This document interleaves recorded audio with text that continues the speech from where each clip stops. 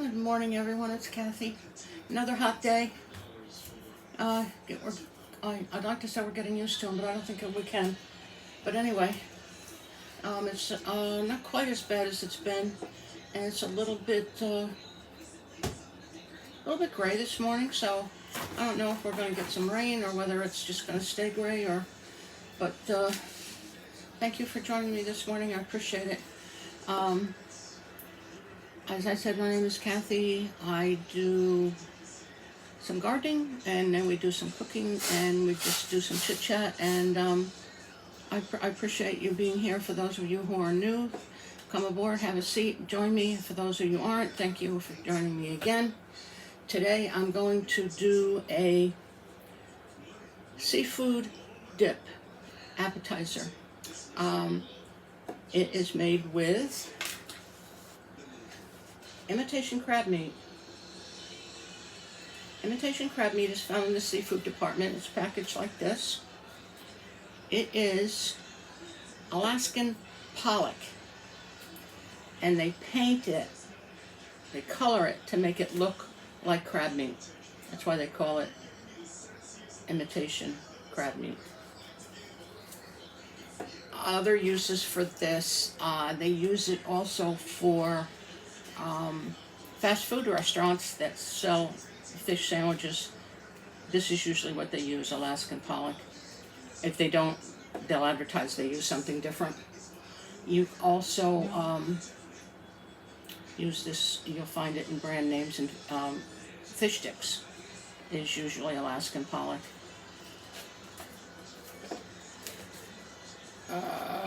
The other ingredients we're going to need: horseradish. I'm using Gold's horseradish. Happened to be the one I found, but it is one of the best. It's been around for years. It's very good. And then 1 8-ounce package of Philadelphia, I don't use the store brands, cream cheese that has been softened for at least an hour in this temperature. If your house is warm, maybe not so. My kitchen is very small, and it just stays warm even with air conditioning. It's only my temporary kitchen though, because when I win the lottery and my ship comes in, it'll be much bigger, and I'll show you around. You'll be the first to see it. Okay, real lemon juice, or squeeze it from a lemon. And the last ingredient I have here is ketchup. That's what you use.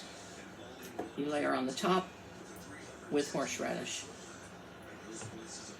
Now, the ideal way to do this is a flat dish, because then your topping will go further and it'll look better. Actually, I'm going to take a look at my, I have a dish like that. I'm going to take a look and see if that one is going to be comparable, and see if we can use that one instead of the one that I have out there.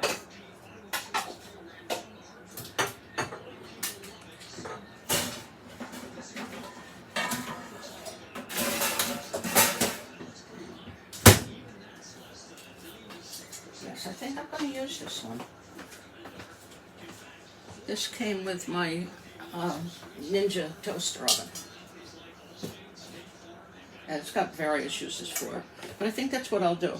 But I think maybe what I'll do is you also need some type of a chopper or a blender. I've used it before, a small Black & Decker, which I've had for many, many years, but it's a little too small, and it probably would just, it would take too long to go through what you need when you want it chopped up, because you want it very fine, like tuna fish or finer, because it is a dip.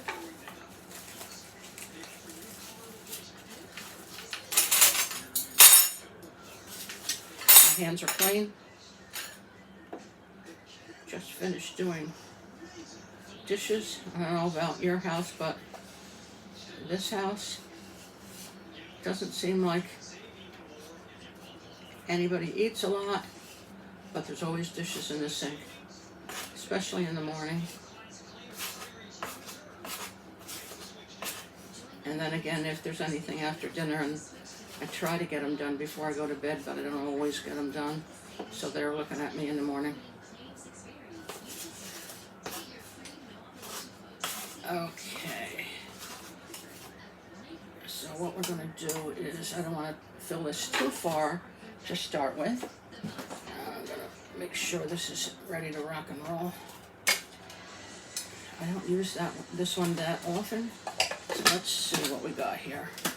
This is a Cuisinart Mini Prep Plus. So let's see, it has a chop and it has a grind.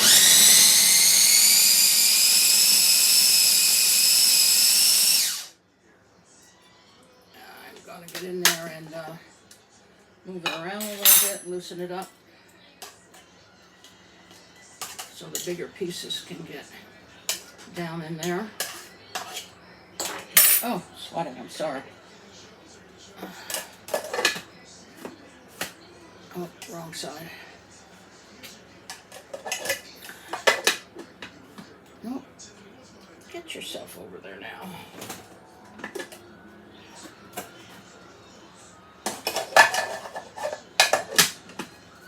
There we go.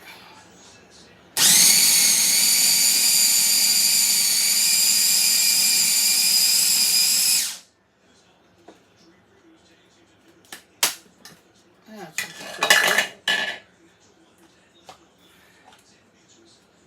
I'll show you when I pour it in here about what consistency that you want.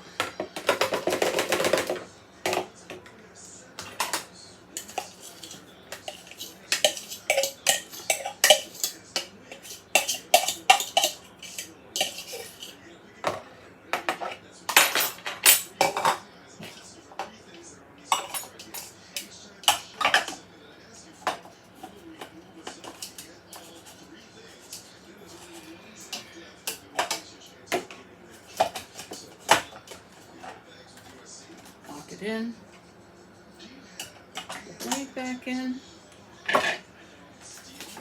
we'll put the rest in.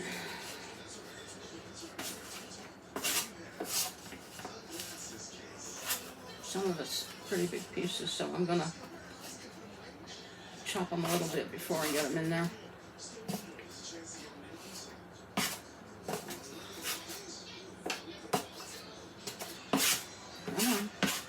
Almost.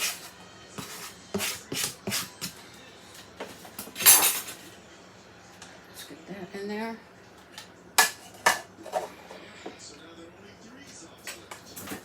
Let's get our lid on top. Chop.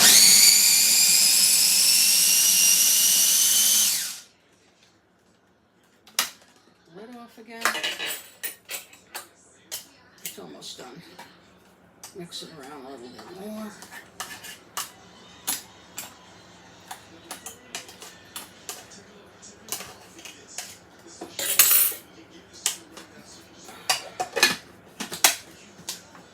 Chop.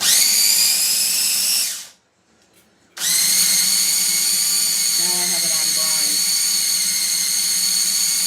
It picks it up better. I don't know if those of you have watched before. I'm sure you've noticed. I got a haircut yesterday, really short. But that's okay because it is summer and my hair grows fast. And you can tell it's a lot darker too. That will lighten up in the sun. Feels better to have it short for me, anyway.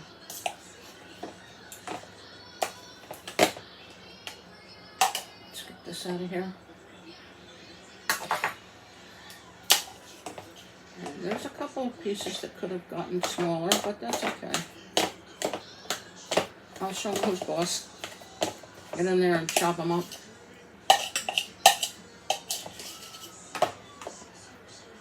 Okay.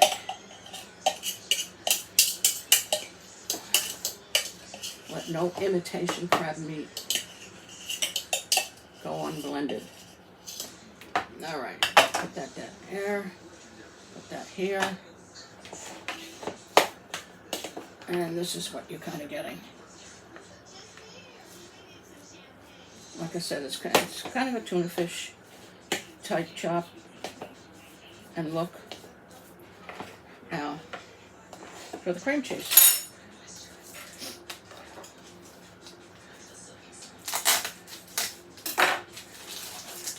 This has been out at least an hour, so it's really soft. Now, I'm hoping, I'm not sure, I might not have enough cream cheese for this amount of seafood.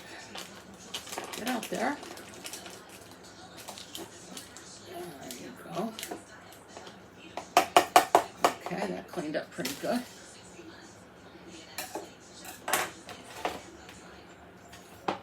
And then it's easier to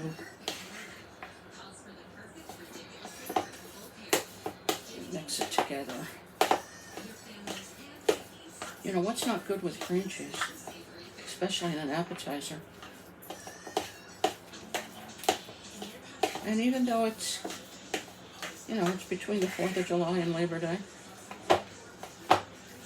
people are still having company.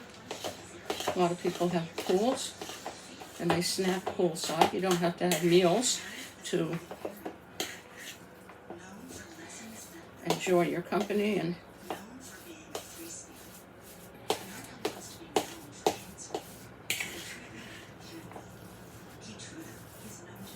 it might be enough. Cream cheese is soft enough that it looks like it's going a long way, which is good. Then, the trusty old horseradish. Oh, wee, that's strong. Okay. Now that was, the weight on that package, I don't think I told you. I did tell you, I believe that you can purchase this in the seafood department. It is 1.2 ounces. So, in that respect, you're going 1 point of imitation crab meat to 8 ounces of cream cheese. Now, the horseradish is to taste. I'm trying to think, everybody that I know of likes horseradish. And this is a little watery, and that's okay, get that in there too. I'm going to go with a good size tablespoon, and maybe I'll even go another. It's not quite, it's probably a level tablespoon. This will open up your sinuses if you have any problems, that's for sure. And then we're going to mix this in.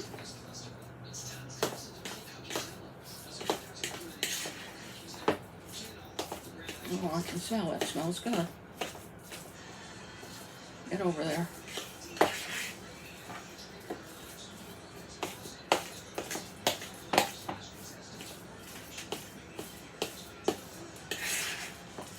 The last video I did, I believe it was black bean and corn salad. Came out very good.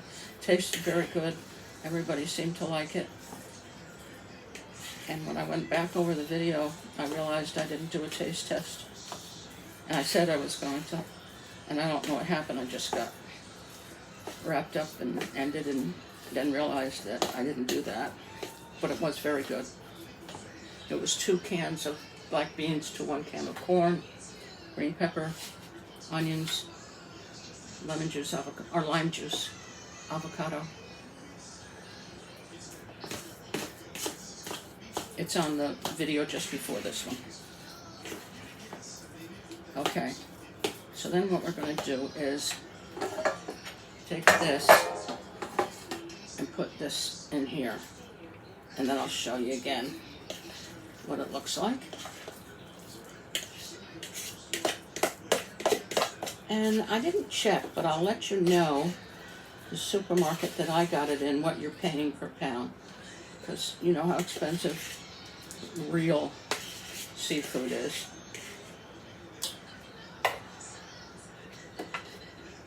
I used to, when I worked in the supermarket, every once in a while, they would send me down to relieve the person who ran the seafood department's lunch.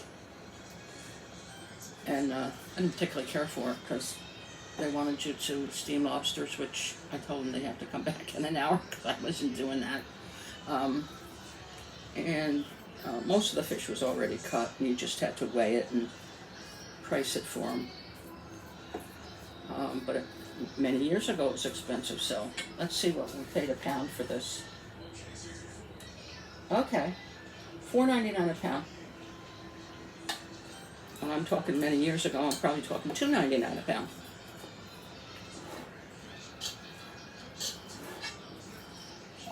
So you smooth this out.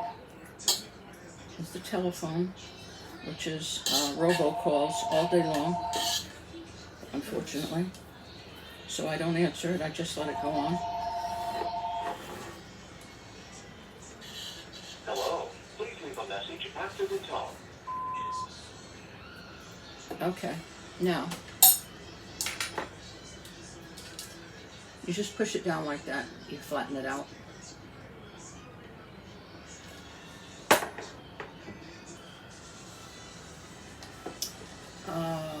I didn't use my lemon juice. Lemon juice is another thing that's to taste, so I think we'll do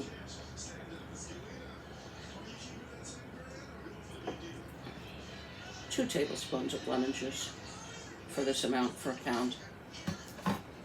And now I'll just move that around and put that in next.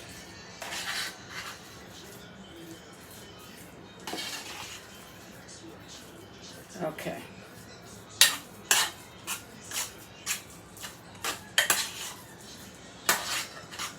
All right, now, the last step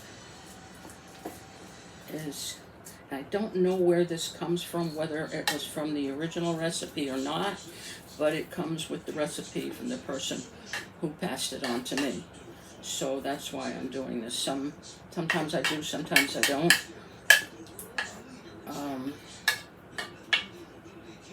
You just take ketchup. This happens to be Hunt's tomato ketchup, made from Grapevine, California tomatoes, no preservatives. It's about time. And let me see, this is a new bottle. I'm not sure if it was opened yet. Yes, it is. Let's open this up. And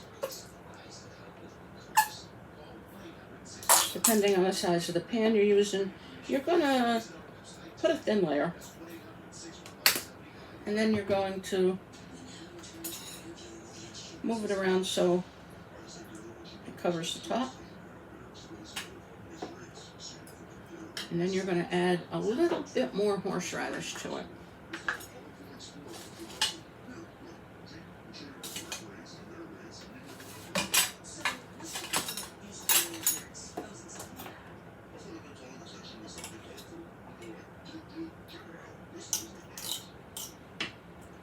Okay. And then blend that. Simple as that. Now this is one of those things, especially horseradish, anything made with horseradish, the longer it sits, the more potent or stronger it'll get.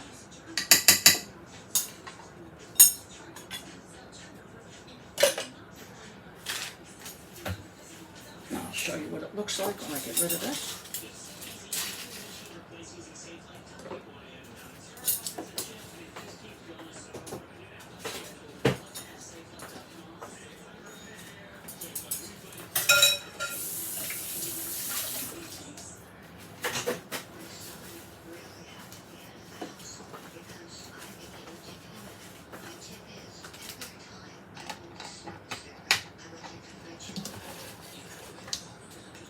And that's it.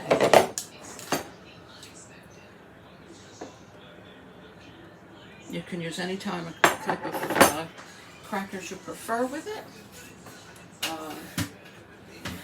Saltine or Ritz or Triscuits, or a combination, and everybody can use what they want.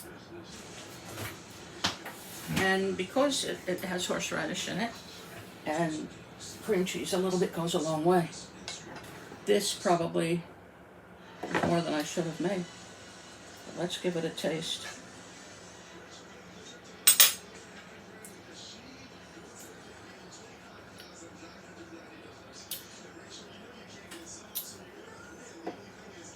Good. Does have a bite, but that's what it's all about. Okay. That's our video for today. Thank you again so much for joining me. Please subscribe if you haven't, and give me a thumbs up. It really helps my channel. And hope you will stay cool. Be kind to one another. It doesn't cost anything. And I'll see you in the next video. Bye now.